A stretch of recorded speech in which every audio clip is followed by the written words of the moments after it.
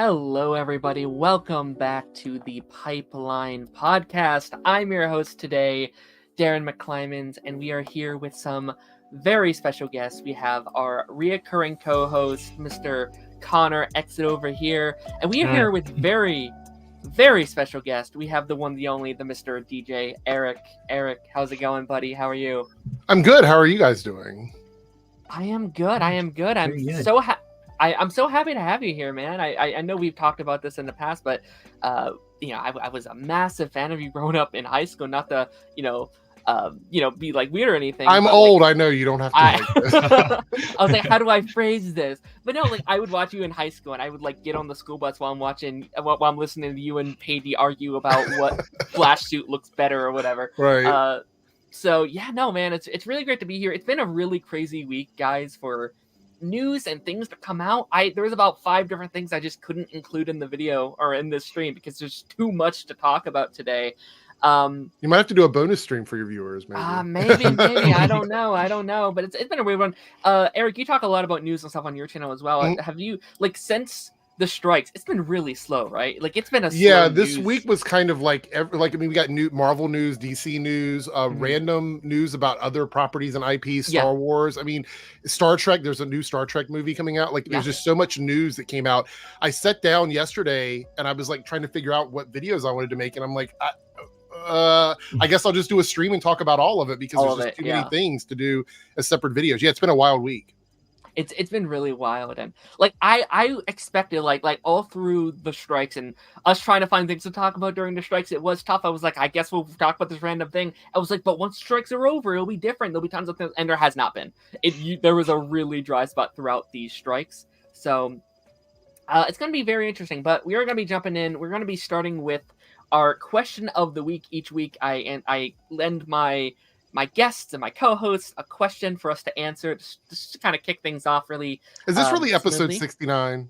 It is episode 69. I was like, should I mention it? That is just funny. I'm not going to go it's not any deeper than that. I just was like, okay, cool. It is 69. Yes, it is. Nice. But we're going to be jumping in here. It's the internet. I had to bring it up. Oh, I'm glad you did, because someone would have in the comments. But at this week's question, I have, what's a film that you think is criminally underrated? What's a film that you don't think got enough love when it maybe first came out, or maybe it is now, like slowly trying to get getting traction and stuff like that? Mm-hmm. Is it guest first or co-host first? Who's answering here? So. Whoever you guys want to go ahead first. I don't want to step on any toes. You go ahead. I would say for me, one of the movies that I have like a opinion of that I think is probably in the minority is The Eternals. I really like The Eternals. I know it's a newer movie, but I truly believe that movie, there's a lot of things that caused that movie to go under that were not necessarily related to the film itself. And I think looking back, people are going to be like, oh, well, maybe it wasn't as bad as we thought it was, at the time. And I have like a bonus one as well. And this is from Paige and I were talking about this and I'm wearing the shirt today, the Wonder Woman. I think Wonder Woman 84 was a movie that once you realize that the movie wasn't just set in the 80s, it was supposed to feel like a movie from the 80s, which I think is what they were going for. When I sat down and was like going through my notes to talk about it, I'm like, okay, so is it possible that the movie, even with all of its issues in the pacing and stuff or whatever, is that it's a movie that people overhate and they underrate? And I think it is. I think Eternals and Wonder Woman 84 would be my two probably choices on that. Sure. Connor, do you have one? Well, I completely agree with Wonder Woman 84. I think I really like the film. I think it's got its issues, but I think in general it's a fun film. I think Pedro Pascal in it is great. Like I think he's one of the better DCEU antagonists. But sticking with the news, I guess, of the week, I think Star Trek 2009 is pretty underrated. I feel like it's a really good film, and it was a really good way to kind of bring modern audiences into a Star Trek film. And I think it doesn't get brought up enough or talked about enough. Sure. For what it did for the franchise. So yeah, makes sense. Sure. Yeah. I haven't seen it. It's good. It is good. As you would know. I think you'd like it, actually. Are you a fan of Star Trek at all, Daren? I haven't seen nothing. I would say this is my suggestion: is if you want to start with something like an intro crash course into the world of Star Trek, those 3 movies are a good place to start because they give you a foundation of everything. I swear to God, anytime we're doing a live stream, my ring camera goes off.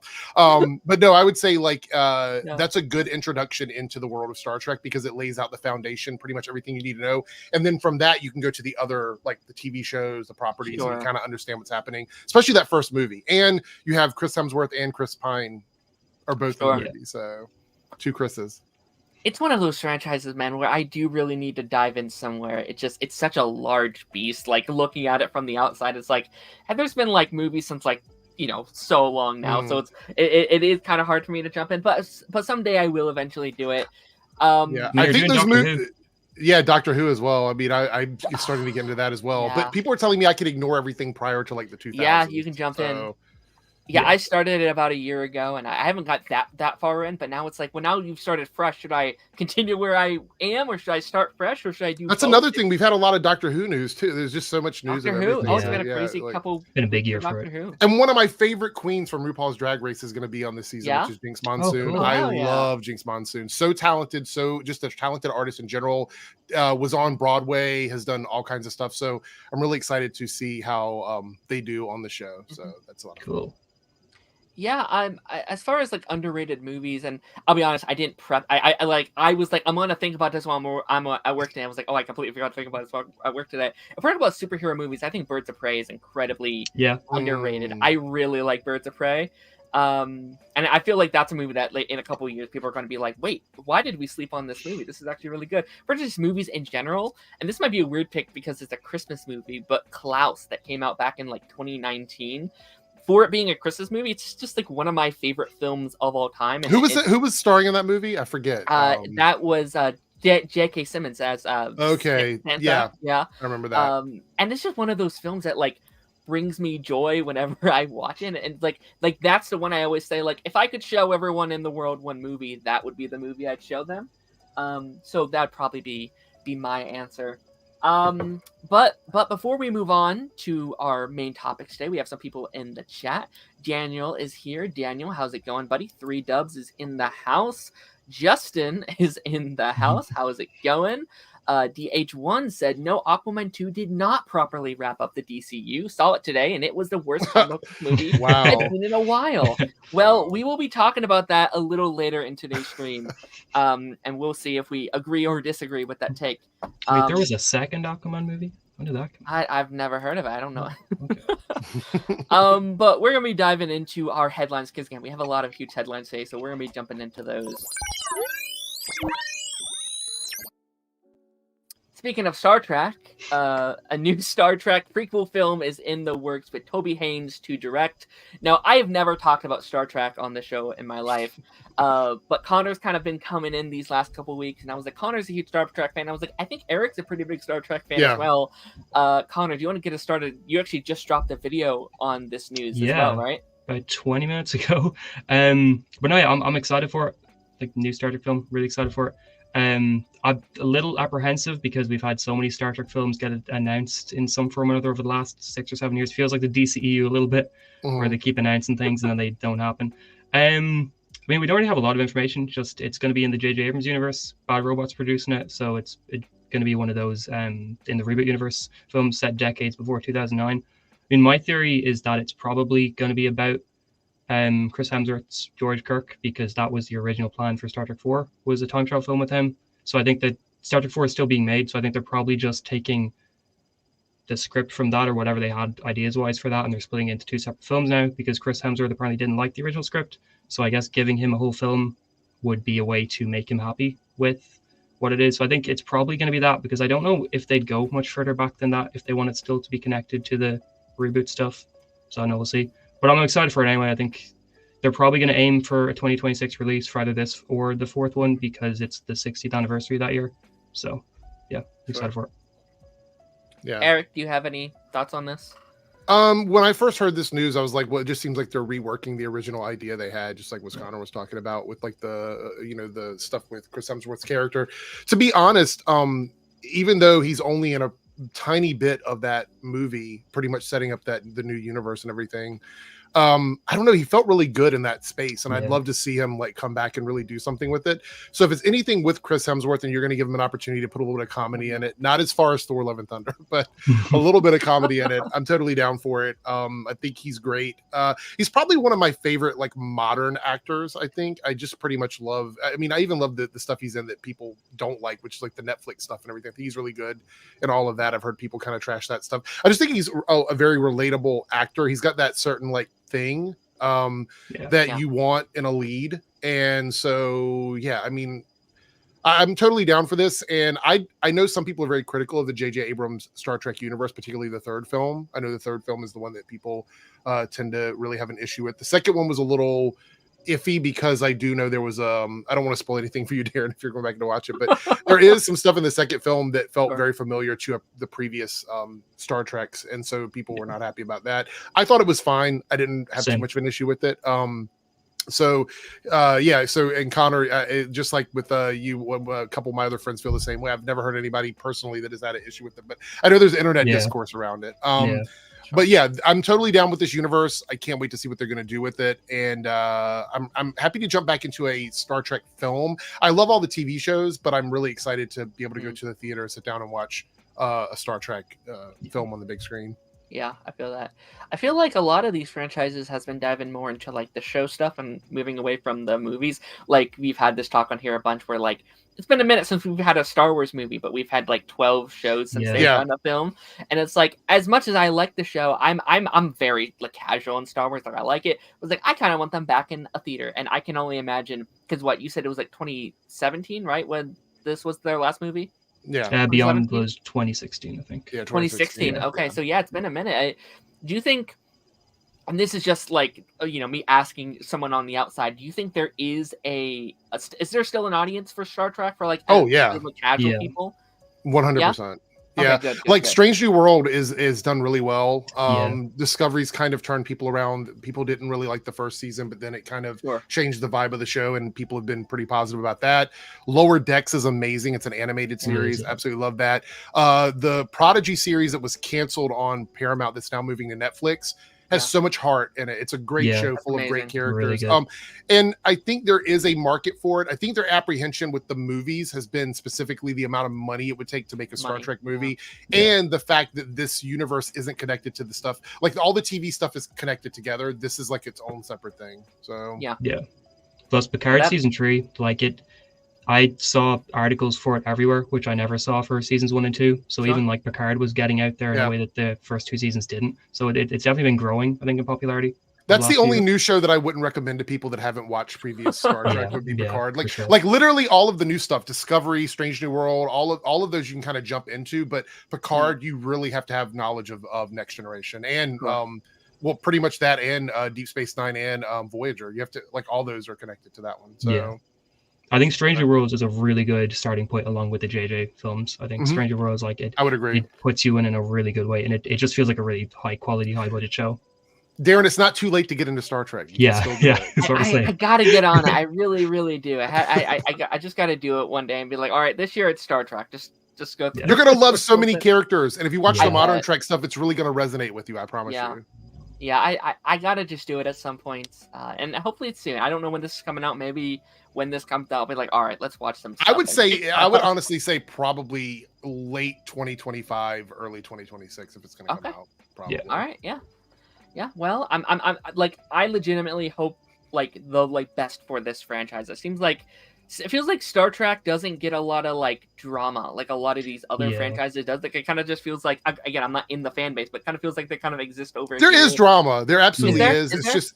It's not even nearly as bad as some of the other ones. Star Wars. Or... Yeah. Well, the problem is, I think the problem with the community when it comes to Star Trek is that Star Trek has always been like a progressive type series, even back in the day. So it's really hard to argue any kind of toxic Unwoke. stuff when it comes to it. Yeah, you really can't. I mean, you could go back to the OG series, like the original series, and say, oh, that one was a little bit less progressive. But even that one had like the first interracial kiss on television in it, and all of these other things. Next Generation dealt with non-binary people, entire world of people that were androgynous and non-binary.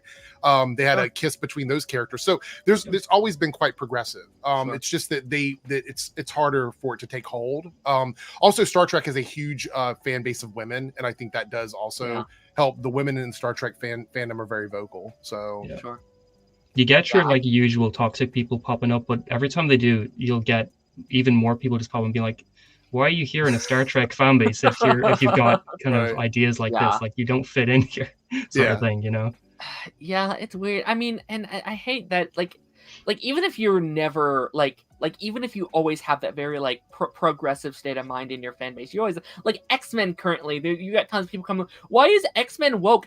It's always been woke. The pure concept of the X-Men is woke. It's about these people, these different people going against the like modern day. It's weird. It's weird to me. I feel like that it's like this revisionist view of nostalgia. Like, like the X-Men. So the X-Men started out as a team with like 4 men and 1 woman, right? That was the original lineup of the X-Men. Very unpopular. Did not do very much in the beginning, and actually got canceled.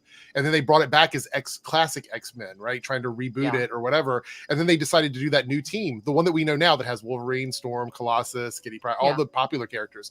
X-Men got more popular when it became diverse. That's the thing. And actually, X-Men is such a funny name for it because most of the popular characters in the X-Men are the women. Yeah. So that's hilarious. It's just 100%. Funny to me. 100%. Alrighty, next up here, one of the big ones of this week, a massive news story. Connor, this is a big one. Like this one feels like the moment we've been waiting for, like since like our entire friendship almost. We've talked about is Agents of S.H.I.E.L.D. canon, is Daredevil canon, is all this stuff canon. And thanks to Echo this week, the Netflix shows seemingly are officially canon to the MCU. Connor, like, how are you kind of just feeling, just like in general? I feel great about what's this feeling?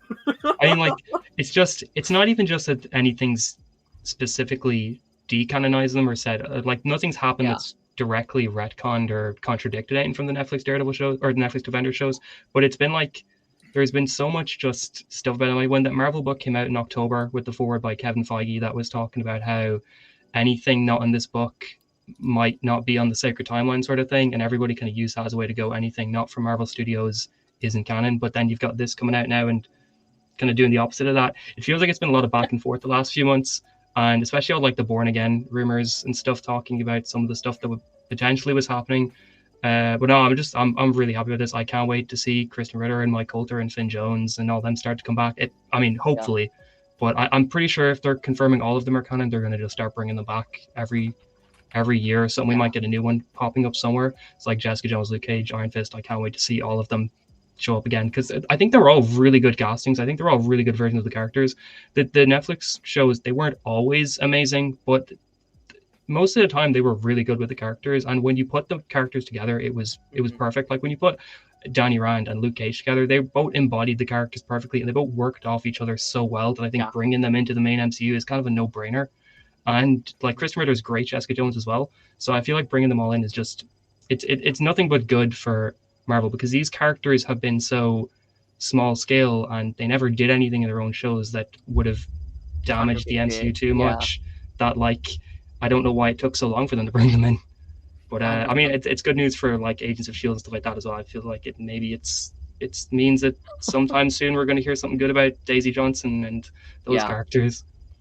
Yeah. I mean, I think it's like an automatic win either way. Like I had said over on my Twitter, like even if your show wasn't one of them that is now canon, this is such a massive step. Like this is kind of the moment we've been, I mean, just the like Save Daredevil movement that has been going on for so many years. Like what a win for them. Like not only is Matt back, not only is he getting a new show, but that show and the entire universe he spanned is now all canon.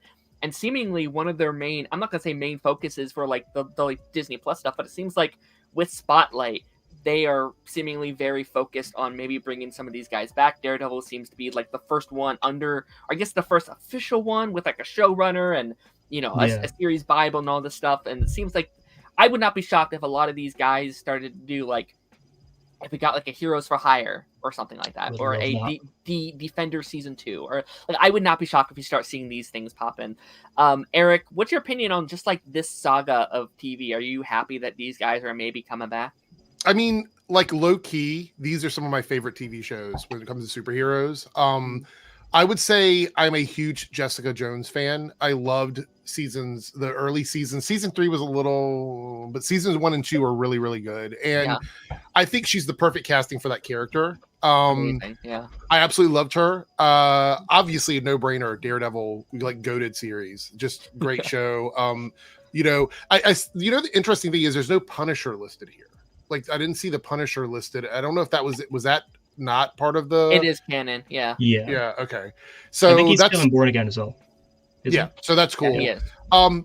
So in Agents of S.H.I.E.L.D., as much as I love The Flash, I think Agents of S.H.I.E.L.D. post season 1 is literally the best superhero TV we ever, or network television show we've ever had. Yeah. And but no shade to like the Arrowverse. I love those shows, but there's something about like seasons 3 and 4 of Agents of S.H.I.E.L.D. that just absolutely destroy other TV shows. They came up with the idea of like these mini seasons within seasons. They pretty much invented that. I don't think any other show really did that before, where you would get these story arcs, like 4 episodes of this, 6 episodes of this, whatever, that leads into the finale part. I think that the Arrowverse borrowed from that. That's one of the things that they did sort of take.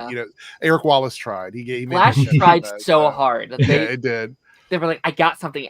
But like they never did. Like if they did it like S.H.I.E.L.D., I actually think that would have helped the show so much. Well, absolutely. Because S.H.I.E.L.D. didn't do it. Like Eric Wallace was like, I'm going to try and copy your homework, but I'm going to get some of the answers wrong. That's what he did. So, but look, we got Luke Cage. So the bigger thing here for me, I think that is exciting is Jessica Jones sort of wrapped up. Daredevil, we know, is coming back, getting a full season. I'm super excited for that. Iron Fist and Luke Cage did not finish their storylines. So I'm wondering, are we actually going to get somewhat of a continuation of those storylines? Because I'll be honest, as much as I like Finn Jones as Danny Rand and I wanted to see like him going around collecting all the different stuff to get his powers back, I want to see Daughters of the Dragon. I want to see Colleen Wing. I want to see Misty Knight. I want to see Jessica come back. I think she was amazing in that role of Colleen Wing. And I want to see Luke Cage running the club. I want that to be like a season of that. So I'm excited about this. There are still some questions, and it makes me wonder like what the issue with She-Hulk is with Daredevil now, because clearly that Daredevil was slightly different from this Daredevil. And the Daredevil we got in Echo, even though it was just that like a sort of, he was just there as like the antagonist to her in that moment or whatever, that was Netflix Daredevil 100%. The one on She-Hulk felt a bit more MCU Daredevil, and I was excited about those bigger moments, but it looks to me like what they're doing, and I'm not going to complain about this, even though I did love what it was doing on She-Hulk, is they're going, you know what, the street level stuff worked on Netflix, the showrunner stuff worked, doing the episodes the way we did worked, and we want to do that. And if they're going to bring all of this back and we're going to see these characters again, and we might get another season of Defenders, because I'll be honest, the first Defender season wasn't fantastic, but there were moments in it that I really loved. A little bit wasted, I thought. Yeah. I thought the chemistry between Danny Rand and Luke Cage was amazing. I actually think that Luke Cage made Danny Rand a better character in the Defender season. Yeah. And I also loved seeing Iron Fist and Daredevil fight, and Iron Fist getting taken down a peg, because Daredevil's like, I don't care if you got powers. I'm going to show you what fighting is. And you get that great scene between the two of them. So I would love something like that. I'm still a little confused. I need them to clean it up a little bit, but at least we know that they are acknowledging that this world it existed, and they're incorporating it into the MCU. So that means that probably the Matt Murdock we had in Spider-Man is the one from the Netflix show. So that's kind of exciting. So I'm going to be very curious, because I think it's very funny, because I think me and you have actually talked about this as well, where like these pre-Disney Plus shows did they did such a good job, and since then, like all these shows kind of wrapped up. They ended because we are trying to like move over to like these new Disney Plus high budget shows, and they're going to do stuff with the movies as these big massive things. And now, once these have kind of not done so well, kind of failed, now it kind of feels like wait, now we're going back to what they were. We're getting showrunners again. We're doing pilots. We're bringing Daredevil back. We're doing Spotlight, which is more of the grittier kind of stuff. And it feels like we're just going back to where we kind of started, which I think is really funny how this whole thing is just like this is one of those times circle. where it's like, if it ain't broke, don't try and fix it. Like the Netflix shows work. They should have just, what Disney should have done is said, we like that. We're going to end it on Netflix, and then we're just going to take it and put what that was into the Disney Plus shows. I don't know what they were thinking with like taking movie people and trying to make TV shows where one episode is an hour, the next episode is 20 minutes. Like it just felt very weird. Like you'd wait a whole week and you get a 20-minute episode, and I'm like, what am I doing here? Why is this episode so short? And I also think that like some of the stuff they've done, like the What If series, is so successful because it did have a standardized length, except for the penultimate and the ultimate episode, the finale episode. So I'm all excited. This, like, going back to showrunners, going back to like a semi-normal like length of episodes. Like I'm totally good with that, and I can't wait to see. Based on Echo, even though I know that was sort of a holdover from that previous stuff, it looks like the tone shifted, and I do believe that the changes they're making to Daredevil, like the Daredevil series, caused them to make this retcon to their timeline. They noticed that Daredevil was very loved by the community. They didn't want to change him. There was no point. They didn't want to get rid of Charlie, because I'll be honest, if they would have tried to recast somebody as Daredevil, most likely the public would have like not. It wouldn't have gone well. So, no, right. 100%. It's a win. We won with this one. I 100% agree. Yeah. And also I think, like we've talked, like there's obviously a real disconnect, I think, from the movies and the TV, and I think they've really been struggling to find out how do we have a like connected film and TV world, but also make TV shows. And I think that's something they're struggling with. And I think how they do that is copy what they kind of did here, is where you connect the like TV shows with the shows. And then once you kind of want to bring them in, you can throw them in like an Avengers movie every once in a while. You know, you could have them in your like Portal Endgame scene. You just, I mean, wouldn't you say Spider-Man was the way it worked? Like my theater erupted when Matt Murdock showed up in Spider-Man. Yeah, they erupted about it. So, I wish mine did. I really wish it did. Mine didn't either, but I wish it did. I had my friend. I had to hold back my excitement because my friend's like, "Who is this?" I was like, "Oh, come on, man, Daredevil." But I think if he would have shown up in the suit, people probably would have known who he was. Maybe. The fact he was there sitting there talking Spider-Man. But that's what I think works. Is like, I'll be honest. As much as I love the Marvels, I think the issue was that they took two characters from TV shows and put them as a headliner with Captain Marvel. And I think a lot of people just wanted Captain Marvel too. I really believe that's what it was. Having them in the movie was absolutely the right thing to do. I think they worked well. I really enjoyed that movie, but I think advertising it as a trifecta film, I think ultimately confused some of the audience members that hadn't seen the TV shows. Cause they're like, who are these characters? They even tried to put Ms. Marvel on ABC, and I don't think that worked either. So, but they did it weird because it like it was all in like 2 nights or something. Yeah, they should have done it like each week. It should have been like a weekly show. Like, I was like, what are you doing? Just have it premiere.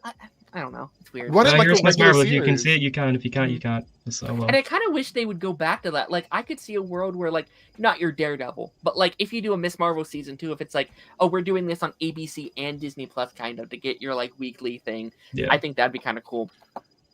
DH1 said, do you think that Marvel is going to reverse course and say that Daredevil Born Again is a continuation of the Netflix show now that they have announced it's canon? Yeah, there's no other way around that, I don't think. I think them saying it's now canon, it now says all of this. And I am wondering when was that point for them that they're like, oh, it's now canon? Because Echo's been a thing for a while, and all this crew around Echo said, this whole time we've been thinking of it as it's canon, but clearly the original like Born Again show didn't seem like it was canon, or if it was canon, they hated the show because they seemingly didn't care. It's very weird that you get like a crew like Echo that seems like they really cared about Daredevil, they really cared about these characters, and then you go over to Daredevil and it seems like they just didn't care, or didn't even feel like they. I want to say these characters. I want to say it started with Hawkeye, and the reason why is with the Kingpin showing up in Hawkeye and people talking about Daredevil again, and the Daredevil reception for Spider-Man and how people felt about Daredevil and She-Hulk. I think there was a lot of things where they were behind the scenes. They're like, how do we do this? Because to be honest, if you look at the Defenders, those other characters, they're great. All of them are fantastic. but Daredevil is the like standout character. main. That's from the one Netflix. people care about. Yeah. And I think this was a test run for them. They were trying to see what the audience reception was going to be, and they're like, if people really love Daredevil, maybe we can do a Danny Rand and the Daughters of the Dragons show. Maybe we can do a Luke Cage as an antagonist for like half a season or something. Maybe we can bring back Jessica Jones, even though I don't know if there's any point in continuing her story. She kind of, if you watch the final season, the way she wrapped everything up, I mean, it could go either way with her. But look, they could do a Heroes for Hire show and give us Luke Cage and Danny Rand together in one series, and I would be fucking great with that. Like, I would love that. So it's also just, you know, I don't want to spend too much long on here, but like, look at almost every one of these shows that have come out. Like, what are the main conversation for all of them? Hawkeye, where's Kingpin? She-Hulk, where's Daredevil? Secret Invasion, where's Daisy Johnson? Daisy? Echo, I want more Daredevil and Kingpin. Like, it's so clear what people want. Like, they want these guys. Like, it's so clear. I know we're moving on, but I want to say this was a part of the MCU that if you didn't care about the movies, you could literally just invest in these shows and love it, and you have your own fandom for that. It was like its own little bubble of fandom, and then you can kind of throw in Runaways, throw in Agents of S.H.I.E.L.D., throw in Cloak and Dagger. All of it sort of like lived in this universe where you could have your own individual love for these street level characters. And you know, like Ghost Rider would work perfect in this world, like the Robbie Reyes Ghost Rider from like something like that would work perfect. Good. So there's so many possibilities, and I think as fans of the MCU, again, this is a net positive for us. So I 100% agree. Yeah, this is such a massive win. Side note, I feel like Echo gave me the vibes of the Defenders shows just because of how when it came out I could binge the whole thing, and it just reminded me of when the Defender shows will come out, and I just binge a new season straight away. Like the question is, are they going to go back to a binge model, or is Daredevil going to drop as one full thing? Or are they going to milk it out? I would like to be able to binge Daredevil. I would love to binge a new season of it. I think for us though, as content creators, I think a weekly release for Daredevil would probably be better. So that is true. I wonder if they would do like a Netflix style thing where like they had 18 episodes, right? Like if you did like 9 here and then 9 there or something. Like Stranger Things broke up their season. Yeah. Wasn't like the original plan. I remember hearing at some point Born Again was planning on, they were going to like film half the season and then start releasing it, and then film the rest of it at another point. Like Superman and Lois. Well, then just do 2 seasons, I feel like, if you're going to do like that. Yeah, it pretty much just sounds like 2 seasons. I guess it's just saving money. I don't want another Doom Patrol situation where we wait 8 months. Oh, God. That was really bad this last year. Yeah. Alrighty, moving on to some Star Wars stuff. A Mandalorian and Grogu film and Ahsoka season 2 are both in the works. Now, I'll be honest, I'm a little behind on Star Wars. I haven't seen a lot of. I always start these things and I never end up finishing them. Your geek credibility just keeps going. Like it's like Star Trek, you're behind on Star Wars. Like, doing it. Eric, let's start with you because you've been kind of covering all the drama around the Star Wars recently. Are you excited for either of these projects? So first of all, I really enjoyed Ahsoka season 1. I know it wasn't perfect, but I had a good time with it. So I'm totally excited. Rosario in this role, I mean, she was pretty much born to play this character. I mean, it's like, so I really enjoy that. So I'm looking forward to that. I know a lot of the hate channels were going, Ahsoka's been canceled, and then they announced Ahsoka season 2 is being made. It was never going to be canceled. I actually think at this point Disney is trolling those people because it's just like every time they say something stupid, this happens. As far as Mandalorian and Grogu film, I would say Mandalorian for me is the Daredevil of the Star Wars shows on Disney Plus. And so it's really weird to me that a character that was relatively just introduced into this world became like the face of Star Wars, of this entire Star Wars thing on Disney Plus. And I love Grogu. Actually, I have a Grogu calendar each year. Like I had one for last year. I've got one for this year or whatever. I love Grogu's, but like so cute. Like that first season, I didn't give a damn about anything. I was just like, I love Grogu, right?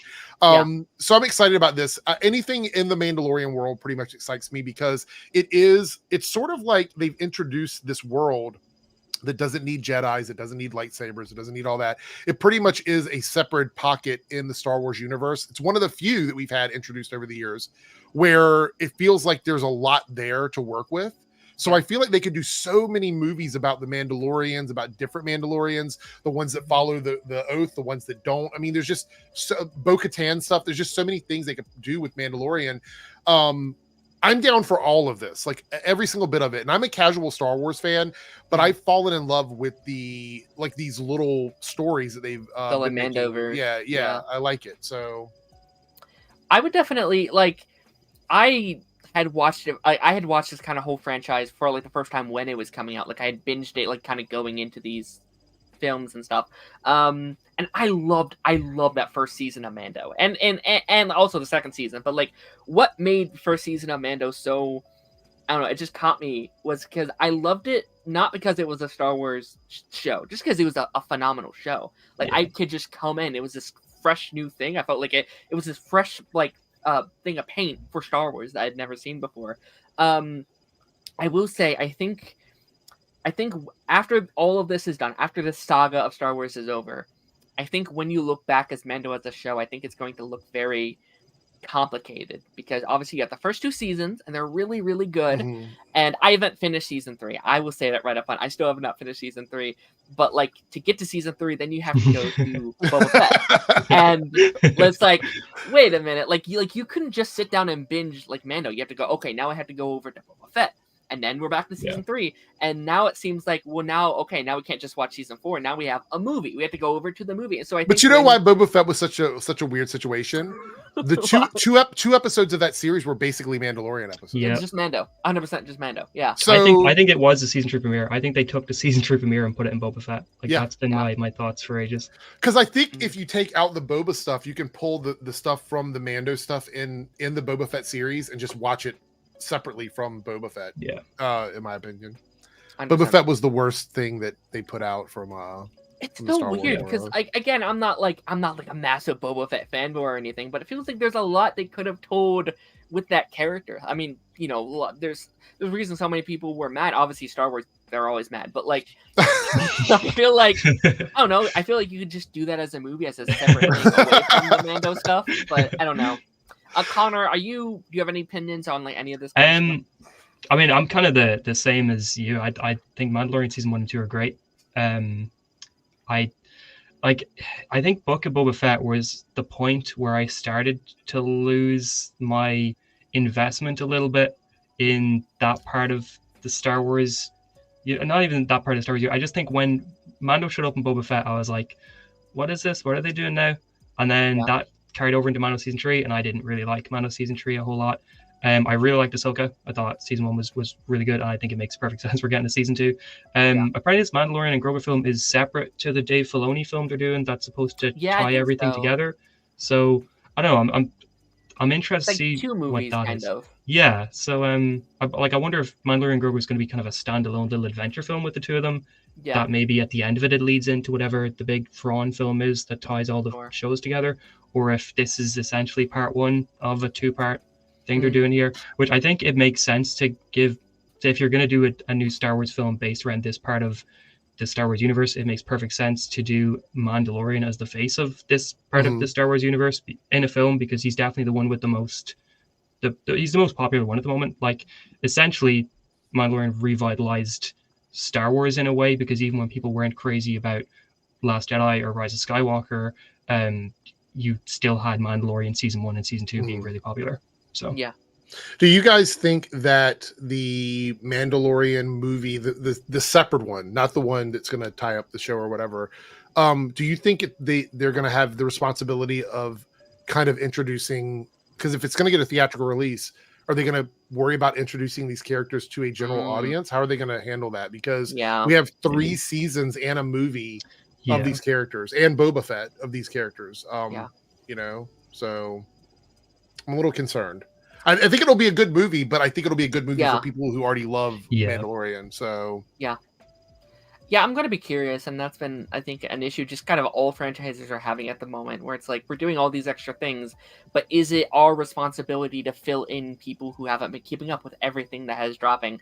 And I don't think there's a right answer. Like, I don't think there's a 100% this way or 100% this way. It's making a cinematic universe is showing to be harder and harder as we go in. Once you're 20 so projects into a franchise, how do you manage that? Right? I haven't seen Clone Wars. I haven't seen all those. Is it my fault that I haven't seen 100 episodes of TV, or is it on them? Like, again, there's not a right answer to that question.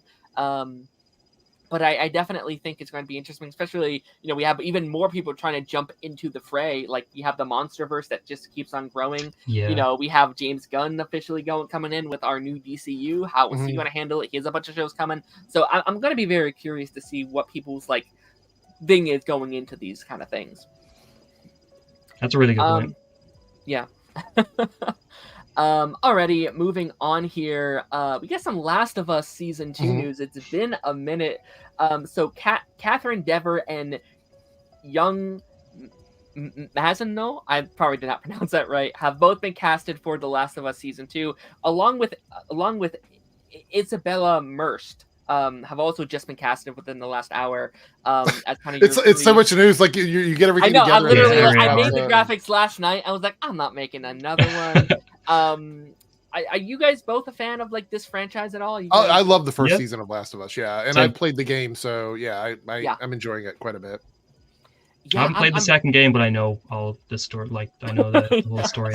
Look, spoiler alert! If anybody doesn't want to play Last of Us 1 or 2, there's several channels on YouTube that have the entire cutscenes put together into like a movie, and they're like 6 hours. So if you really, really want to get like involved in everything, just look for it. It's on YouTube. It's all there. So, and I would almost argue not that it's better playing it like watching it, but you could just watch it like a movie. Like those games feel like you're watching a movie or you're watching a TV show. That's why I think it did such a good job, kind of like introducing everything.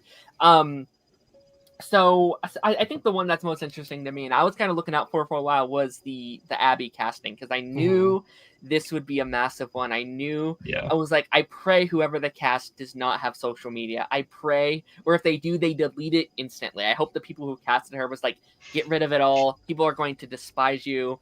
I hope you're okay with this. I hope, because as terrible as it is, people despise that character. And if I remember correctly, people were contacting the like voice actor of the games, and they were harassing her. And it's always been my thing where it's like, you can hate a character all you want, you can hate a movie all you want, whatever. Don't ever even channel that hate towards the people who made the thing or voicing the thing I always think that's the worst possible thing ever. I really, really hate it. Do you guys like these castings at all? Are you guys kind of like fine with kind of like what we're doing here? I think Young Mazino, I think that's how you pronounce the last name. I think as far as I know of his work, what people have told me, they think he's going to be really good in it. I don't think I've seen him in anything, but I've heard people say that, they think he's going to nail the part. And I'm confident if the people that have told me are people that I know have very similar taste to mine. So I think I trust them. As far as, I think it's Kate, is it Catherine or Caitlin? Caitlin Devers. I thought it was Catherine, but maybe it is Caitlin. I'm not sure. Well, either way, I know that she originally auditioned for the lead role, for the Ellie role. Ellie, yeah. I'm curious, and I don't know if this is the way it's going to be or not, but are they going to just change Abby to be less of like a muscular type character and go with someone who's more just your, typical sized person? Because she isn't giving me that vibe unless she's going to do like a massive workout routine where she's going to turn into Sarah Connor overnight. I'm not sure if she's going to physically look like Abby. And it's going to be interesting because a lot of the complaints about Abby in Last of Us Season 2 were that she was hyper masculine for a woman. And I think as much as I disagree with that, I think that's just people arguing to argue or whatever.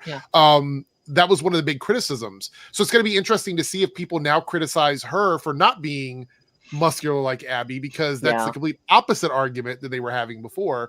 But I believe she was in this movie. Was it No One's Gonna Save You? Is that the movie that she was in on Hulu? Yeah. Great movie. I don't know if you've seen it or not. Have either of you seen that movie on Hulu? No. Okay. I didn't want to. Complete, like a very short concept of what it is and why it's so amazing is they wrote the script for this movie. It's like an alien abduction movie. There's no dialogue.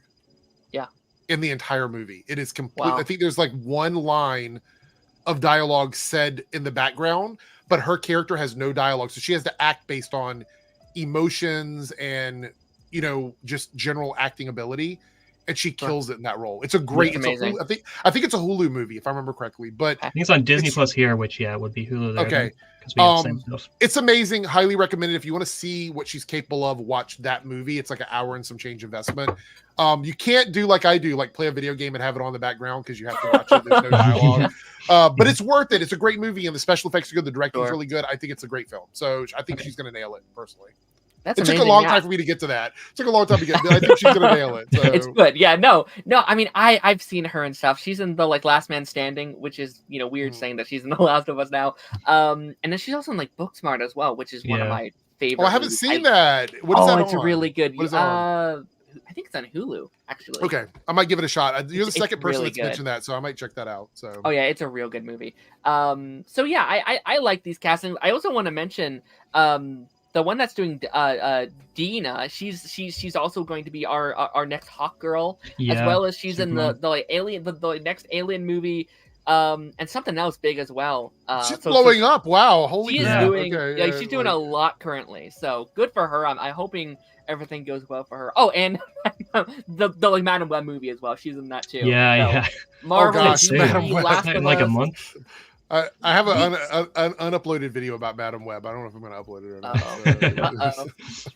not. But yeah, I'm going to be very curious if we get any more castings over these next couple weeks as they start to begin filming and stuff like that.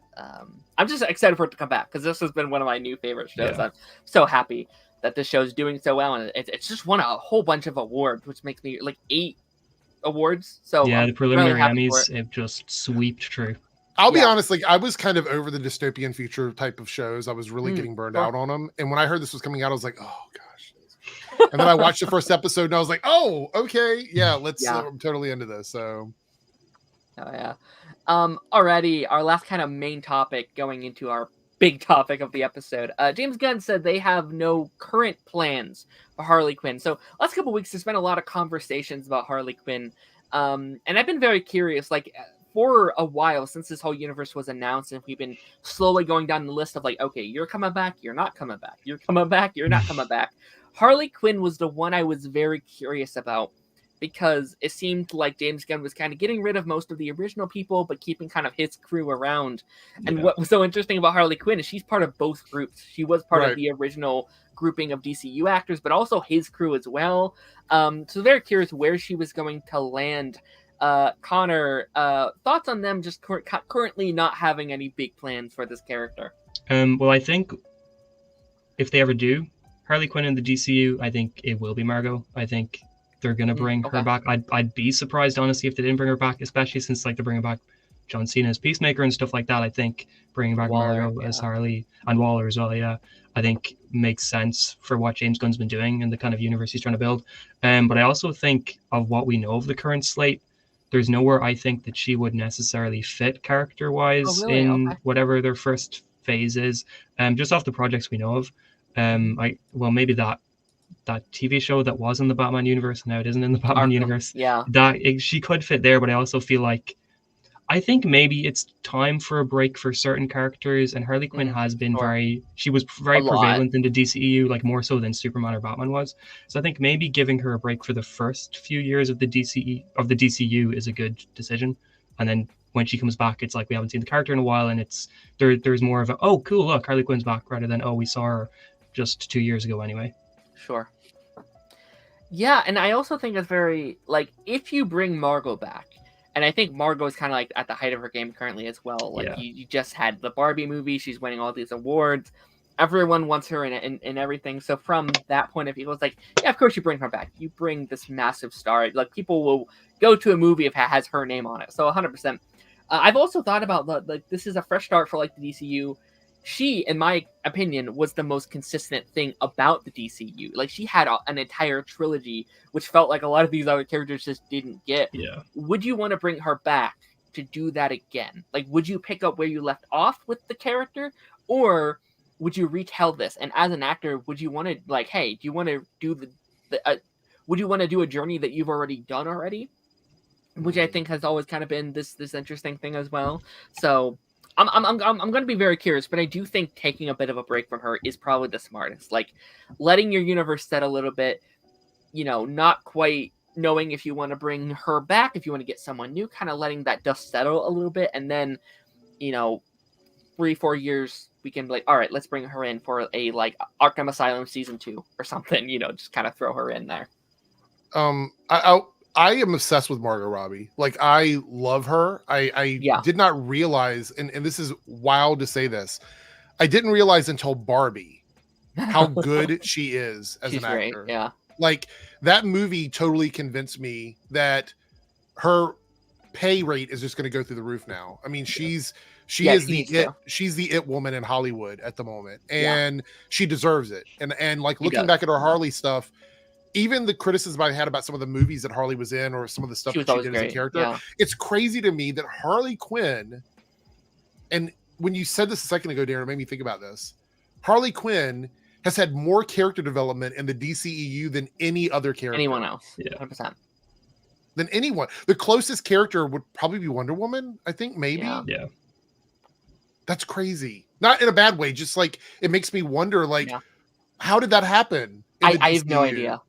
Like looking at the slate, I don't know how any of it happened. Like I've been looking at kind of the slate of, the past DC movies and the order of how things happened. Like we got 3 basically Harley Quinn movies, and Superman never got a sequel. Batman never got a movie. Like so many major characters that it took forever for Flash to get a movie. Green Lantern never got a movie. 3 before the Flash is insane to me. No Cyborg, no, like it's absolutely insanity to me how it all kind of went about. But I'm happy for her because I've loved her journey. Like I think her 3-movie journey was really, really good. I actually think at this point, like no shade towards her because I think she would kill it. They're probably better off going with somebody different for Harley Quinn. Someone fresh.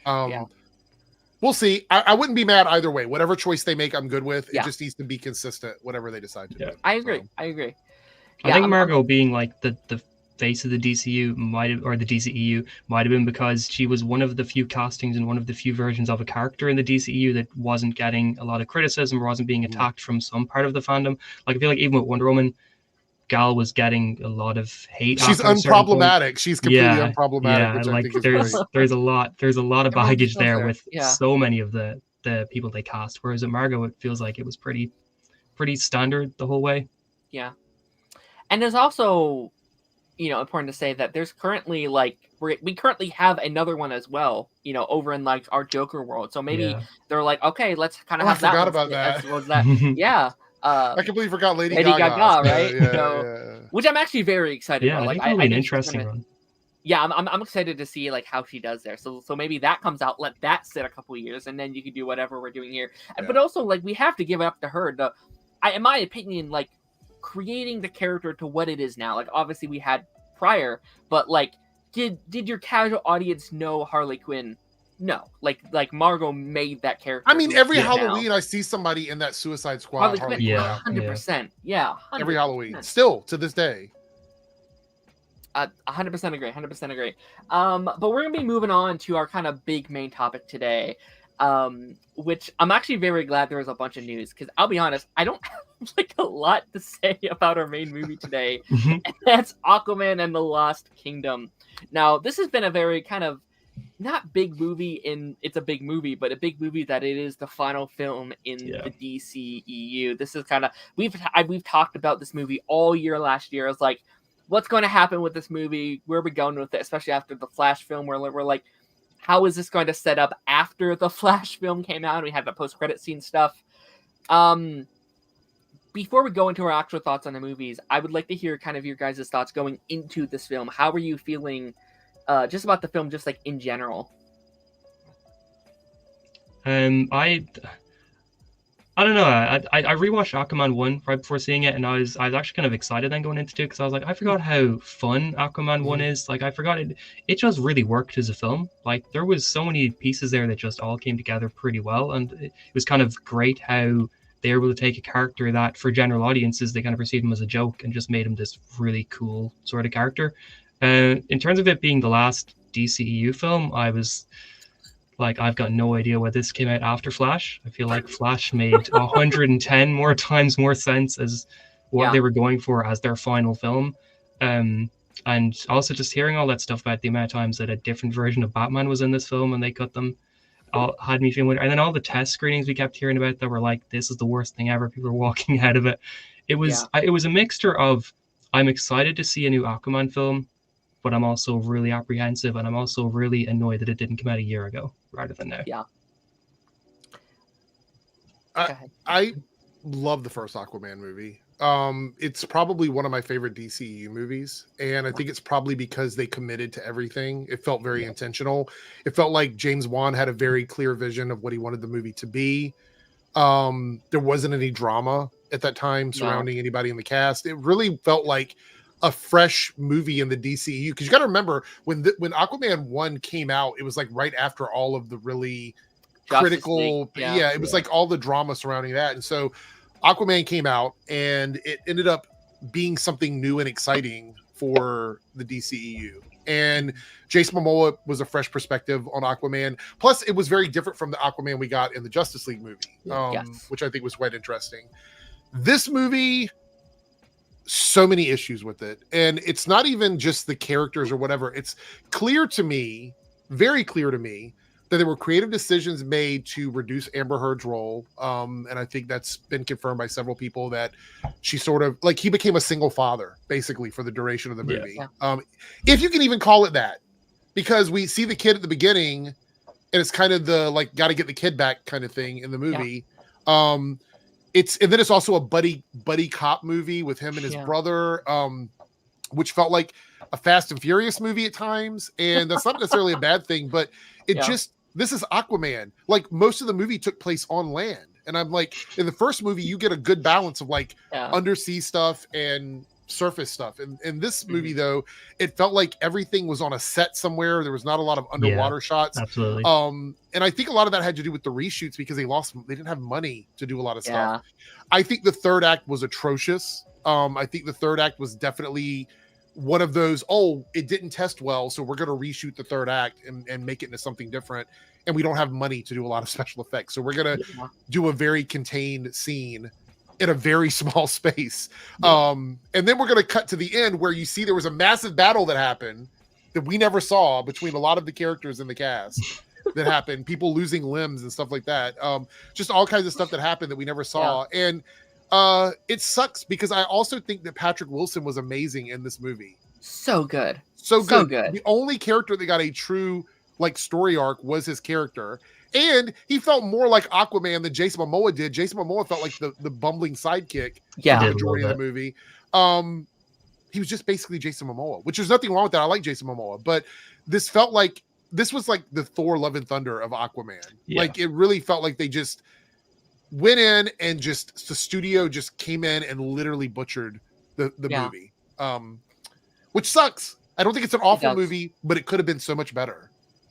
I feel like I see the sequel they were trying to make. Like, I see it on paper. It's really good. All right. He has a baby this time around. There's a new threat that rises up, and he has to get the villain from the first movie to come in and defeat the bad. Like, I see it. And I think it's a solid, like, popcorn flick sequel, which is fine, because the first one is literally a popcorn flick. Like, that's what the film is. Yeah. Like, I love that about it. Like, I don't think that's a bad term. I love the first Aquaman. Like, that film feels like a comic book come to life. Like, it feels like there's this like renaissance currently of people just like not liking these classic superhero movies, and I don't necessarily agree with that. I think you can just have a fun superhero movie that doesn't like change the like genre, and that's fine. Shang-Chi is that for me. Amazing movie. Aquaman, great for me. Like, there's so many that are like that. But this one, man, I felt like, and I kind of like my whole. Like, I felt nothing going into the movie. Like, I just felt nothing. Like, the trailers did nothing for me. The first trailer was awful. That very first trailer was awful. It was. And as it got more, like they did get better. Like, the trailers were slowly getting better. The international trailer, which came out very late. No, it wasn't the it was the Chinese trailer that came out. The international trailer that came out was not very good either, because it just basically had scenes in it. But the trailer from China that looked like a kaiju movie, that one sold me on the movie. Like, when I saw that trailer, that's when I got excited. I'm like, this should have been the international trailer. The advertising for this was awful. They didn't do a proper red carpet premiere for it. It sort of was like, just put it out. Just put it out, kind of thing. I saw the premiere where it was like the ice sculpture, and that was it. Yeah. I mean, they did reshoots, which I was like, wait, why you? If you're just kind of putting it out, why did we do all these reshoots for the movie? Why did we? This was a very expensive movie. Like, this movie was a lot of money. And it actually seems like they're making some of it back, which is kind of crazy. I can't believe how... I mean, I'm not surprised, because the first one made $1 billion. I feel like the people are hearing, there's a new Aquaman film, let's go see it, sort of thing, which they would do a Flash film. My theory on this is this was a superhero movie that came out when we don't have... Like, after this movie, there's a long gap before another superhero movie. I think a lot of people are like, I want to go see this. It is the last DCEU movie. Madam Web next month. Yeah, I guess. That's another video to talk about. But I can see that now. I feel really bad about this because this movie should have came out before Flash. If they wanted to end the DCU, the DCU should have ended the Flash. I think Blue Beetle got stuck sandwiched between two movies when Blue Beetle was one of the best superhero movies of the year, in my opinion. I think it does have a little predictable third act or whatever, but I really love Blue Beetle. And it sucks because Blue Beetle didn't have all the drama that this movie had around it. It was a cast of people that really loved playing the characters. And, oh, man, what could have been with the DCEU? Just so much potential. So Blue Beetle was so crazy because out of all the films that were keeping pushed back and stuff like that movie, like they made it and they put it out without any of the drama, without any reshoots. Like, it was crazy. Yeah. Which was amazing. Yeah, I think... What is I was gonna say, what is Aquaman at financially right now? It's like 360 million. Wasn't it? I thought didn't it hit 400? Oh, it hit 400? I'm pretty sure it hit 400. Yeah, it's already tracking to like beat Ant-Man and the Wasp tree, I think, isn't it? Let's see. It's at 338 like official, but it probably will be at 400 this week after this weekend. So interesting. Yeah, I don't. Oh no, it's gonna finish at 400. I think I saw it. It's gonna the final kind of goalpost. Which can, all things considered, for the DCEU, that's kind of good because they had some really bad. Black Adam was the most successful DCEU movie since this is the most successful DCEU movie since Black Adam. So that's pretty wild. I mean, I think just in general about the film, I didn't hate it. There were bits about it I really enjoyed, but I think definitely, like Eric said, where the first one they committed to everything, I feel like this one felt like they weren't confident in anything, like they didn't trust themselves in anything.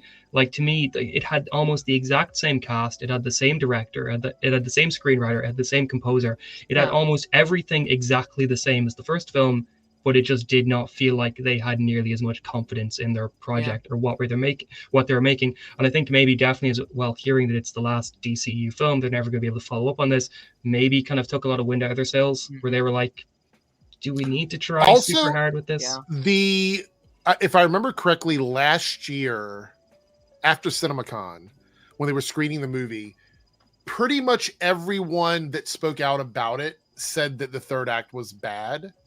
And that was why they changed it. But I think at that point they were out of money. Yeah. Like they went back to do reshoots and they had no money left because the last act was probably similar to the first movie, where it was a lot of underwater CGI stuff. And they just didn't have any money left. I would love to see a version of this with the original third act included. Maybe they will release that at some point. So I think at least like with that original movie, like at least had Batman in it. Like that's at least something that sounds cool to me. Like where would Batman have been though? Think about that. Like in the movie, I think the entire third act was different. Like I think that was a totally different third act structure. Like I think it was just Bruce Wayne showing up though, wasn't it? Wasn't it just going to be like either the Ben Affleck or Michael Keaton version showing up just to talk to Arthur? Like kind of like a final scene sort of thing, or an after credit scene sort of thing. I thought kind of just like to give a final little scene between Bruce Wayne and another character. Or maybe in the movie he supplies him with something that he needs that for the third act that we didn't ever get. Poor Black Manta, like his storyline was completely muddied up by being possessed by someone else, and that really made me angry because his initial like I want to get revenge for what happened to my father was an interesting take, and it would have allowed him as a character to go through these like ups and downs throughout the movie. But instead, he gets this black trident that literally just forces him to be angry and completely irrational and do all these things that he probably wouldn't have done at that level, like not caring about people and just killing random people. Like these are things that he probably wouldn't have done, and we never got that because they're like, we just need him to be as evil as possible. And so we're gonna like possess him. And I thought that was really unfortunate because it reminds me a lot of what happened with Wanda in the Darkhold in Multiverse of Madness or whatever, except in that situation they did try to like allow her some moments of like, oh, should I be doing this, should I shouldn't be doing this, kind of thing. But with Black Manta, it's like we never got that with him. It was just like from here to here and then all the way to the end. And I don't know if we're talking spoilers or not, but I'll just say that him like dying at the end, I guess, or whatever, feels like such a slap in the face because they had the opportunity, since it's the last movie, to literally just allow him to come around and realize what he's done and sort of feel remorse for it.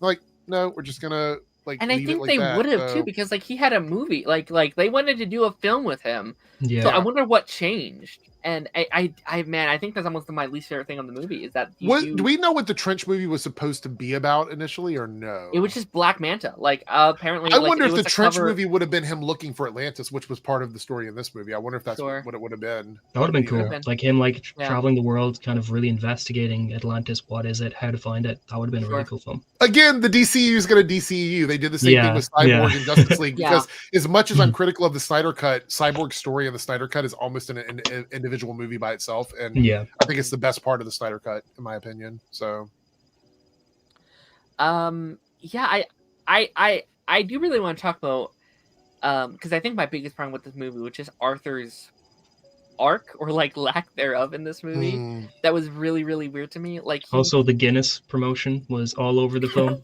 Every other scene they were drinking Guinness. A whole fridge of it, a whole fridge. Like it was Guinness. But like he had this really weird thing where he's like, I don't really care about being king. It's boring and it's blah blah blah. And like there's literally a thing with like him and Orm where it's like, do you even want to be king? He's like, no, I don't want to be king. This is boring. And this whole time I'm just like, I'm on Orm's side the entire time where it's like, you should not be king. Give it back to Orm. Like they somehow made me do a completely 180 from the last movie where it's like, get rid of Orm. And now I'm like, put him back where we started. They properly redeemed him. They properly redeemed his character.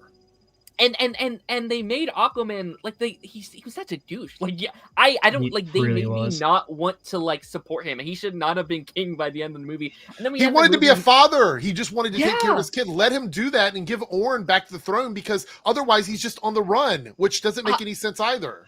100%. And like we end the movie with Orm being like, you did prove yourself as king. You're gonna be great. But like, no, you didn't. You did nothing in the movie. You almost got us killed like 5 times. I don't understand. And again, like, Atlantis is barely there anymore. Like, good job, Arthur. 100%. And I guarantee you, like there was originally more stuff there to make that arc feel like more. Like I bet there was stuff. Like there was never a moment where. Like I needed there to be a moment where he realizes what it means to be king and what it means to be part of these two worlds. And again on paper, I think the arc is really, really good. I think it could have made for a really good sequel for him. We just never got it, and that is, I think, one of the most frustrating parts about the whole thing. There would have been a sense of responsibility and would have paid off at the end. And maybe the third act in the original cut did pay that off. And we just never saw that, you know? To be clear, if you were to remove Jason Momoa from any of the Aquaman stuff and just had Patrick Wilson in the Aquaman type suit sitting on the poster, you'd be like, that's Aquaman. Cause that looks like Aquaman from the comics or whatever. And he acted more like Aquaman in the second act of the 100%. film. And so it's like, okay. So it's a really weird thing for me where I don't know. I like Jason Momoa, but I felt like he just kind of gave up in this movie. And I think he had some. Wasn't he also responsible for some of the script of the movie? I think he was responsible for some of the movie. So he sort of just was like, I'm just going to write myself into the film. And there's nothing wrong with that as long as you contain it to the actual premise and the plot. But like him riding around on a motorcycle doing like, you know, what is it, like wheelies or whatever? It's just like, what is going on in this movie? It just doesn't feel like Aquaman to me. He was really playing Lobo. Like that's no, I literally, you give him a motorcycle and a cigar, and that's it. He's just Lobo right now.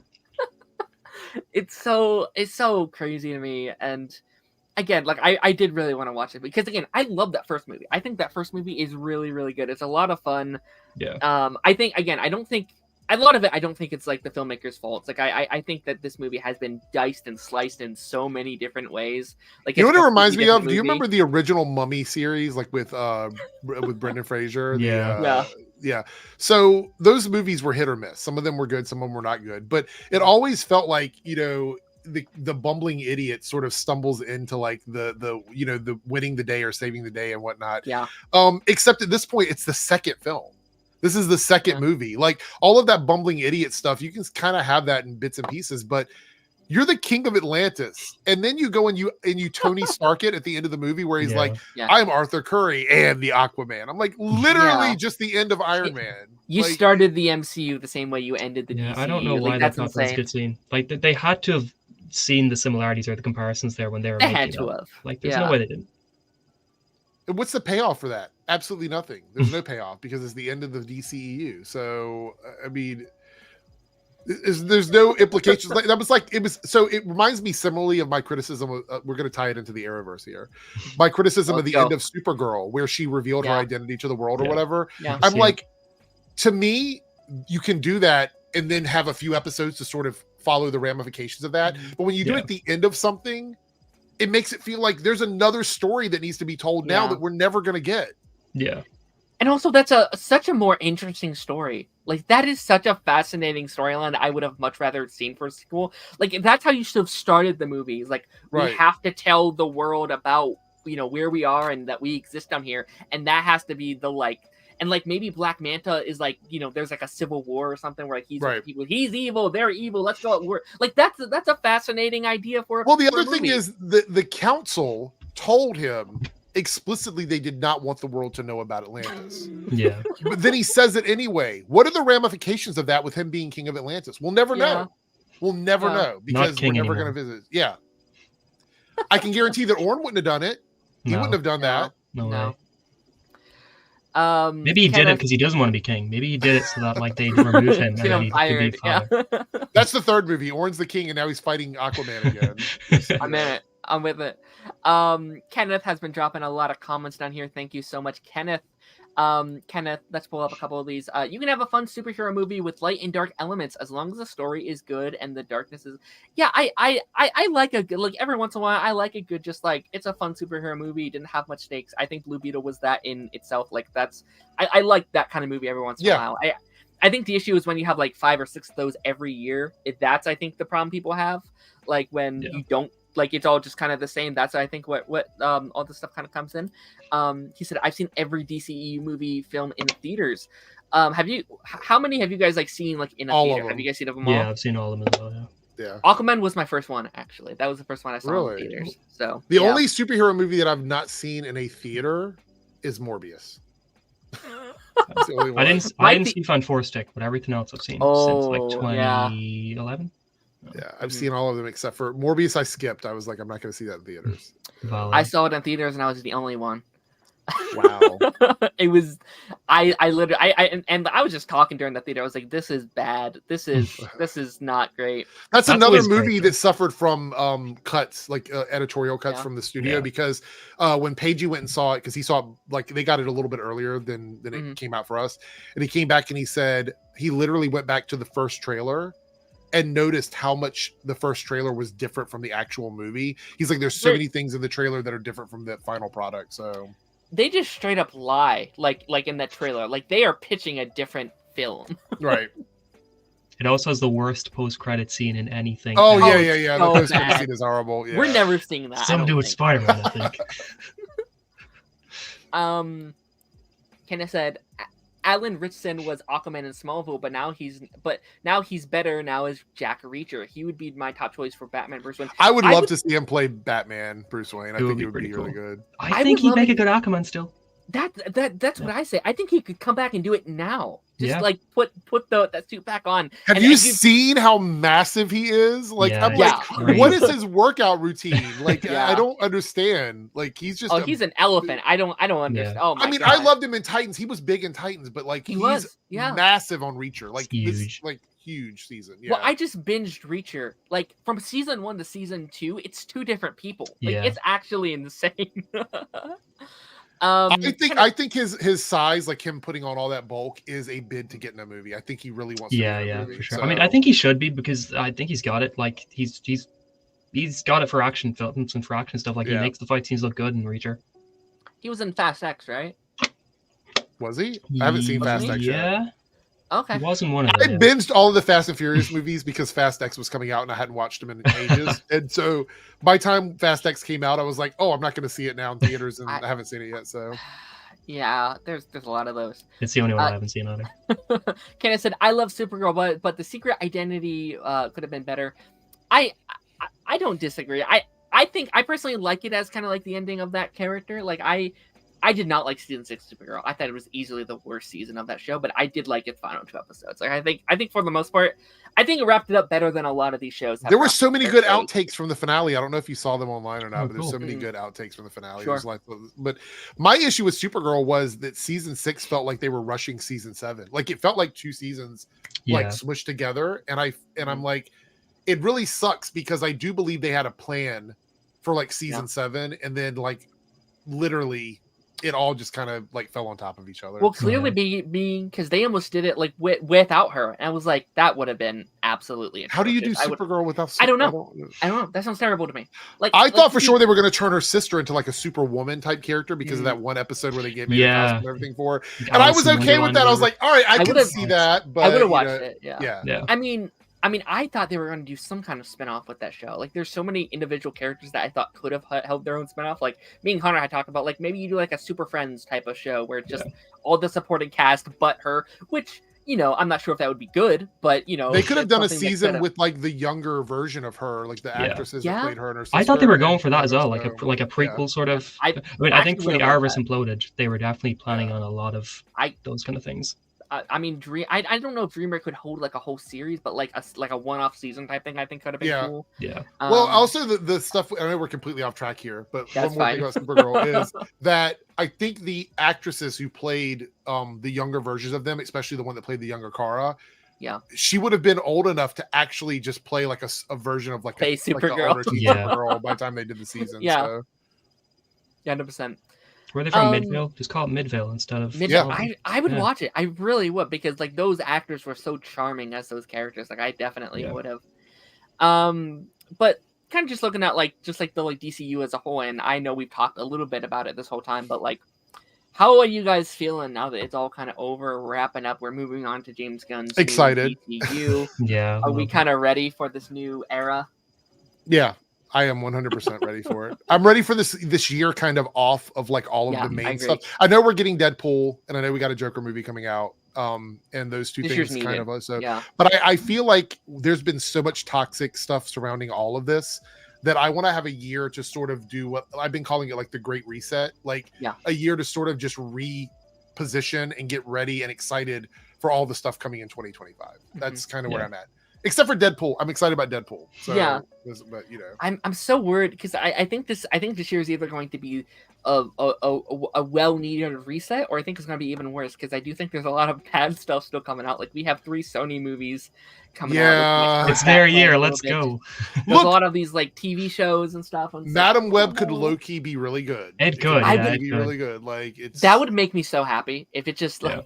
Like if that and Joker or not Joker, Venom 3 was like, I would love if Venom 3 was just like the greatest movie to ever be made. I didn't like Venom 2. I liked Venom 1. I didn't like Venom 2. I didn't like either of them. I think they're fun. Like I think they're fun. Bad movies. You know, I think like, Venom was silly enough that I'm like, okay, I'm into it. But then Venom 2 was just like, I have nothing positive to say about Venom 2. Like Venom's weakness is sound, and he goes to a rave and nothing happens to him. It just was like, okay. Did you guys see the Madam Web promo with the explosion of the guy is like jumping out of the M or something? And there's I didn't see that. I've seen the one with like the costumes on it, but that's it. I've seen the soap bottle that's been going around on Twitter, and like there's all these talks about like, oh, it looks like a CW show. It's like you haven't seen CW in a while because they look 10 times better than what the final seasons of the CW shows were really well done. They were really good. Like even if you don't like the storylines, the costumes were really well done. And you know, the thing about the DCEU is I think we might see this with the Sony verse as well, is love him or hate him, Kevin Feige tries to hold everything together. Yeah. There doesn't seem to be anybody in the Sony world holding any of these things together. It's just kind of like, you know, they're coming out or whatever. Throwing stuff at a wall. So, like only like the Into the Spider-Verse, Across the Spider-Verse seems to be the only cohesive thing that they have. They got some quality control on that. Yeah. Venom I'm a little nervous about. I think Deadpool 3 is going to be like a semi-billion-dollar movie. I think it's going to make a lot of money. Yeah. And I don't know if Joker's going to do that. It really depends on word of mouth because that first Joker movie did well because of word of mouth. So we'll see how much money that made. I still can't believe that did as well as it did. Like, I'm not shocked it's good, But like the fact that many people showed up for it is very crazy to me. And now no one talks about it anymore. So it's really weird that it made that much money and I don't hear anybody talking about it. So I think the controversies may have helped Joker, because they're like the week before it came out, there were a load of people being like, "Oh, this film is gonna have some of the craziest stuff you've ever seen in a comic book film." And yeah. like, "Oh, we gotta go." And Joker 2 is a musical, so I don't know how people are going to respond to it being a That musical. Yeah, I'm curious how they market that, because like Mean Girls just came out, and I've talked about this these last several weeks. But like you're seeing all these videos popping up, people going to the movies and they didn't know it was a musical, and they're just like, "What the hell, man? This is crazy!" Like, I don't know. Because like, is it the Mean Girls? Isn't it based on like a play? Isn't that it's based on like the musical. Like that's been I've had a real issue where they it's not just a reboot. It's an adaptation of the musical of Mean not Girls. of the original movie, right? Yeah. No, but they market it as just a reboot of the Mean Girls movie that everyone loves. It's an adaptation of an adaptation, basically. Yes. Okay. So it's Inception. Got it. Yeah, it's a weird situation. I'm curious how that actually does as well. Kenneth said, "I'm ready for the DCU and what James Gunn is doing with it. He's a talented filmmaker, so I have high hopes for especially what it's doing with Superman and Supergirl." Yeah, I agree. Yeah, I wasn't quite sure when James Gunn kind of first stepped into it. I was like, James Gunn's the next person. I was like, James Gunn, huh? I think that's not who I would have originally thought of. But the more we've heard, the more we've got, the way he just talks about his love for film and how he does all these things. And obviously a filmmaker could just say stuff and it's totally not true, but I don't know, he feels like he has such a love for these characters and the brand, and I could not be more excited. I for years I pitched a reboot for DC. Like I don't know if I've ever seen a more controversial film franchise in my life. Like almost every film there's someone slapped another person, or someone's in court, or except for Blue Beetle. Except for Blue Beetle. Blue Beetle's the one that did not. It's the one. Yeah, 100%. It's been a crazy ride. Connor, you've been a huge fan of like this franchise, right? Or at least the early days of the franchise. Are you kind of sad to see it go? It definitely so like I'm just thinking, and there was like Zachary Levi trying to promote Shazam 2 and those videos he was doing where he was like, "Don't go see John Wick 4, go see Shazam 2." Like it felt like we couldn't get a DCEU film without somebody from doing something stupid. Like who did they assault today? Oh, that's the person. Okay, DC's got a movie. Which one assaulted someone? Yeah, like what did they do this time? But no, like I really liked the original DCEU. I think at some point it came pretty clear that you couldn't hope for there to be any sort of cohesiveness or connectedness in it. That after a certain point, it was like, I guess it's just mostly a standalone film. Maybe a character from another film will show up, but they're going to be nothing like the character they were in the last film. It just was a lot like that. I'm really excited for the DCU. I'm hoping it's going to be a breath of fresh air, kind of that, like with James Gunn. I think he knows not to do things similar to Marvel. I think he knows to kind of make this its own thing, make this unique, do things with the characters that are going to stand out, which I think making the DCU start off with Superman Legacy as a world that already has a bunch of superheroes in it, and that you've got the most iconic superhero of all time coming in now with tons of superheroes already established, I think is a cool idea. I really hope they play up the fact that Superman is the superhero in the marketing, like play up the fact that they have the superhero that every other superhero comes from, and that he's kind of the golden standard. Like they have that, they should use that. I'm not fully on board yet with the fact that they're still using certain characters and elements from the DCEU, mainly because I'm worried about how that's going to work for general audience. Marketing. They're going to come into it being like, well, this is part of a universe I didn't really like. Is it a reboot? Is it not a reboot? Yeah, exactly. And like if the films aren't making money from the get-go, I think that's also potentially a problem. I think Superman Legacy needs to make money to kind of put DC on the track it's going to be on for the next 10 years. If Superman Legacy isn't a home run, they're in trouble. Exactly. Big I've been saying for a little bit, I'm really worried that WB is close to doing what Marvel did in the 90s and start selling characters off to certain places to try and get money, like selling, I don't know, Superman to Amazon or Apple. Completely related, but not related. David Zaslav is doing some shady stuff with stocks now. I don't know if you saw that. I saw some of that, yeah. So apparently he's like selling things off at a higher rate before they, like, it's almost like insider trading shit. So I don't really know what's going to be going on, but I will be so happy if he were to sell the DC to another company, sell it to Paramount, sell it to Universal, sell it to somebody else who's actually going to like invest in it and do something with it, because I'm very nervous anything that comes out of Warner Brothers. especially DC when it comes to him. And if this first Superman movie does not perform well, he will absolutely shut it down 100%. Yeah. For sure. Yeah, it needs to at least like make that budget back, like at the very least.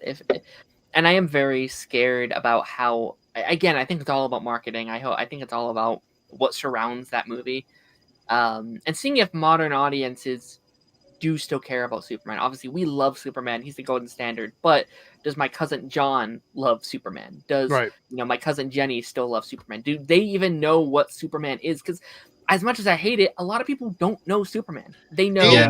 I think honestly, it's also tough to sell this with such a good show like Superman and Lois, where like that iteration has been so well received. It's ending this year, and then you have a very short time from that show ending before Superman Legacy comes out. Potentially in a couple months, like depending on when Superman Lois season 4 debuts. Yeah, so it's really, really weird. I mean, I'm assuming they'll do some kind of crossover marketing if they have to see them, the shows. But the two actors meeting or something like that on like some promo, cool. That would be so great. Yeah, I've loved, like, the Suicide Squad is amazing. Obviously, love Guardians of the Galaxy, love Peacemaker. I think James Gunn is a good choice. I do have a little concern about James Gunn long term though, because Kevin Feige is not a director. He's not a writer. I say that in the sense that he probably could if he wanted to, but he's not really in it for that. He likes overseeing all the Marvel stuff. But James Gunn is a creative, so he's going to be so committed to this DC world. What is he going to have time to do, like business stuff that's not DC? You know what I mean? Like, gloves or things like that. Because anytime there's a break where he gets a moment to do something, they're going to want him to direct a DC movie. That's what they're going to want from him. And I don't know if he's thought about that. I guess he has probably. What kind of implications that's going to have on long-term DCU? Because I feel like there's a 10-year plan for the DCU at the very least that's going to be happening. And that's a lot of commitment for a filmmaker. It is, just be a overseer for like all these properties. Whereas with Kevin Feige, that's literally the only thing he really does is like puts together these worlds. I think they've been very smart. I think they're going to be very smart with having both. I think a lot of people forget it's not just James; it's also Peter. Like Peter seems like he's doing like the business side of things. I'm hoping it seems like Peter's business, and then James is like the creative. And I'm curious how much he's going to direct outside of just the Superman. Like what's next on his docket? He's in Peacemaker and Waller as well, but I think I think he'll probably take over whatever Superman sequel is as well. Will be my guess. Sure, and I'm going to be like, that's something that I am just like forgetting. Like I keep like hyping up this universe, and I still stand by that, but I do sometimes like not keep in mind that he is not going to be the one directing every single project. Right.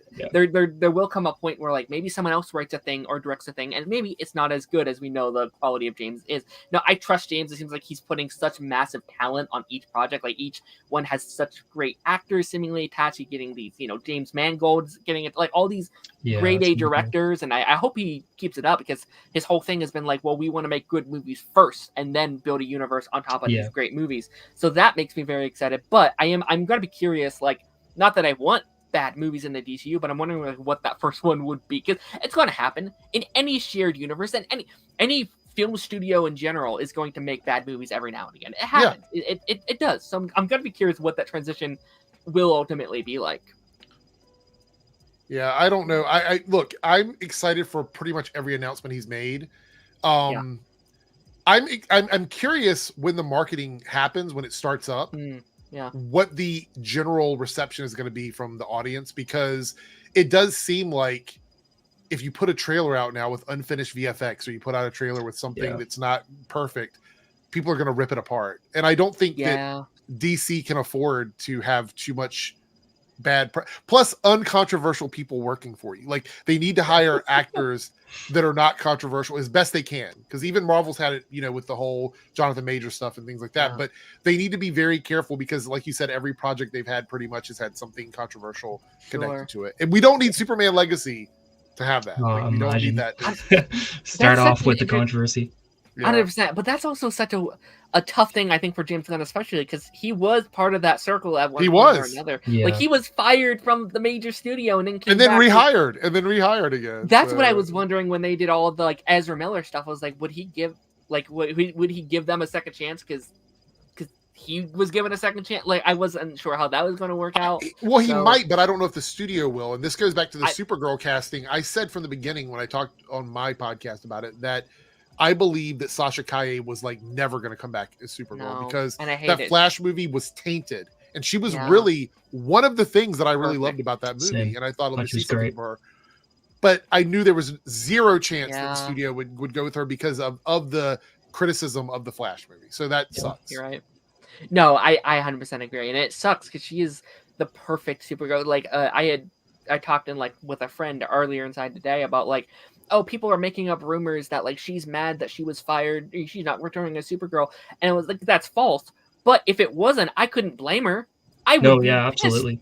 I would be pissed if I got my dream role and then it was taken away from me because of like studio being dumb. Like, I would be mad too. It's like she would have every single right to be upset.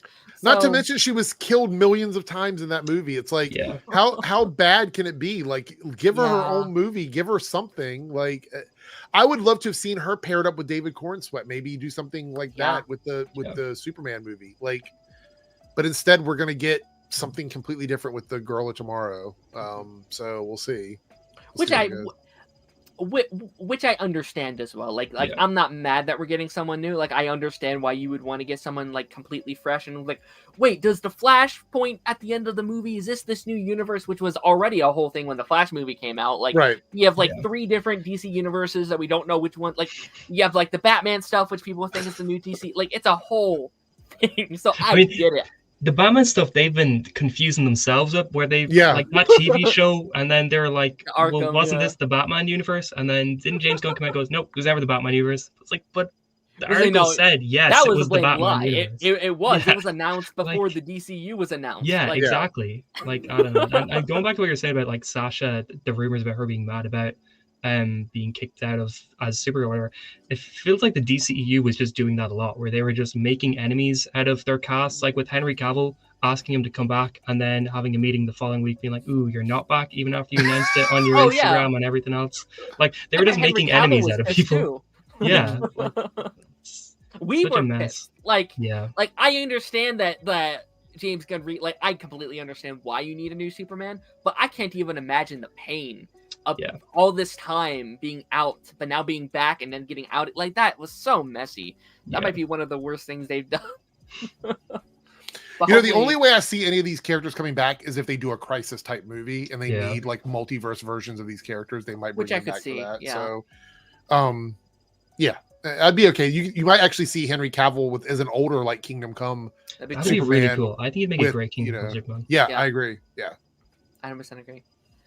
But with that being said, do any of us have any kind of final thoughts on just the Aquaman stuff and like the DCU as a whole as we kind of head towards the end of the stream here?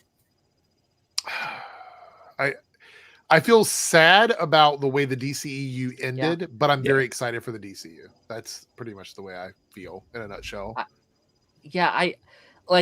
I know me and Connor have very differing opinions on the DC. Like, I think out of all the topics that we ever talk about, that's the one where the films he loves, I don't like, and the films I like, he just like we are so thing. And again, you were a huge of early Snyder days. Like, you were a big fan of those movies, and I wasn't. But I so badly wish they just committed to that timeline of things without mixing things up, being we got a course correct. I think if they just went with their original plan and no controversies, it could have been a solid universe. Even if I wasn't a big fan of them, at least you have a solid universe there without all the mix-ups and weird controversies and reshoots and weirdness that it all kind of transpired to be.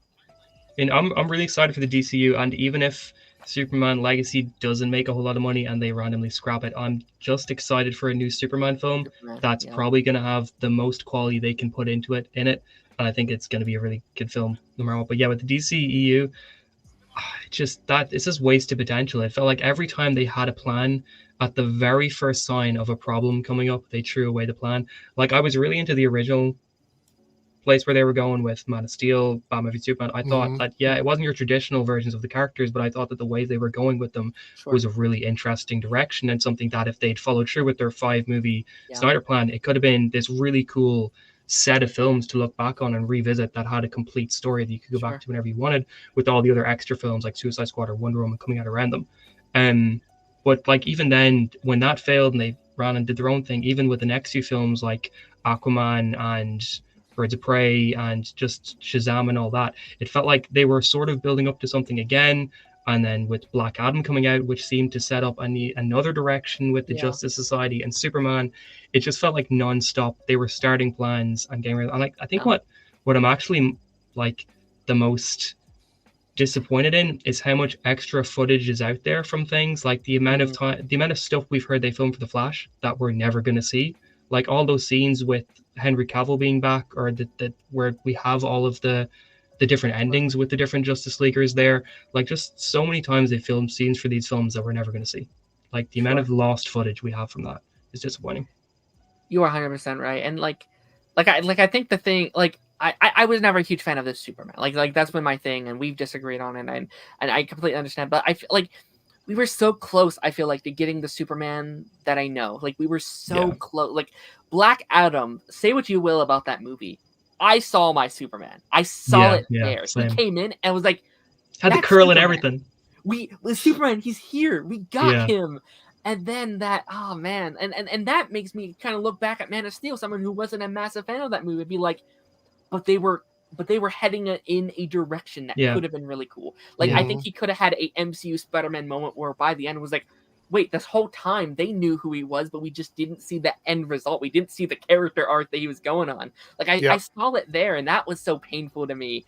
And again, it's not completely their fault. There's a lot of things at play. There's a lot of things that happened, very messy along the way. But like we've said this whole time, I'm very happy we're heading into a new, hopefully generation, hopefully a bright future for DC. This is easily the most positive I've been on DC outside of the Arrowverse stuff in a very, very long time. Like it's like I had come to a point with these movies where it's like, well, the movies I don't care anymore. I'm just gonna focus on the CW stuff, which like, even if it's not great, let's be honest, it was sometimes not great. But at least there was like each year there was at least one thing. Like each year I always felt like there was at least one show, one of them that was good, even if the rest were not good. There was one that could be like, you know what, Arrow really did it this year, or you know what, this new Stargirl show, this is pretty cool. Like there's all that kind of fun stuff that felt like they tagged each other out. It was like, all right, well, I'm gonna be bad this year, but you can be good this year, and then they like switch places. Eric, this one's for you. What role are you predicting for Ray Fisher in the new DCU?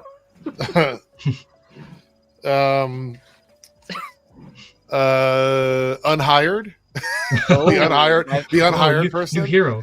I don't know. Like, you know, I think the issue is that Ray Fisher dealt with all that drama on Justice League, and whatever actually happened in the background really just it became such a big public battle. I don't think there's any place for him, unfortunately, and I think he was really good as Cyborg. I would have loved to have seen like a Cyborg movie or whatever.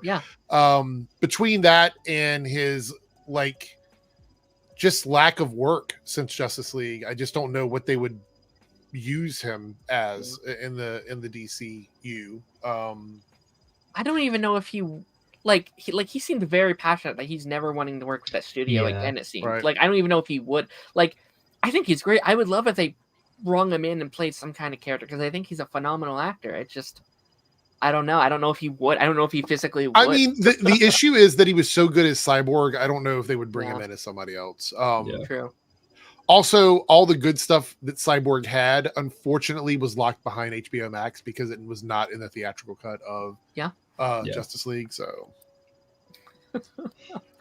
but yeah, with that being said, we're heading to the end of our stream here. I want to give a massive thank you to DJ Eric and of course Connor for being here today. Hey, what's up?